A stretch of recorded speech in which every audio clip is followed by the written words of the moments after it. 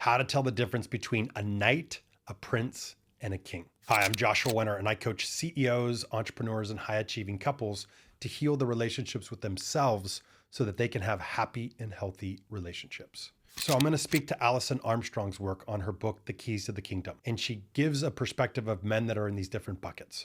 So the knight, think of the knight can be very playful, very funny, but they just don't have a vision or purpose. So they're very much just in the flow state of life.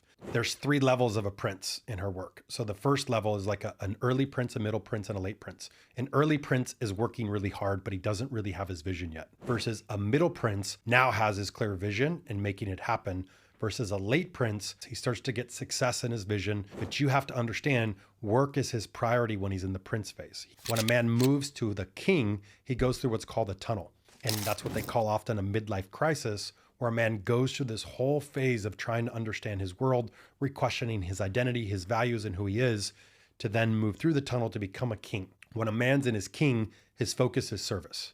He's already accomplished his vision. He's in a much more spacious place in his life, and his focus is taking care of the people that he loves, and he has a lot more wisdom. The last thing I'll say is I have seen instances where some men can be in multiple stages at the same time. Like a man can be more spacious and giving in his heart as a king, but still working on like his middle prince or his late prince phases.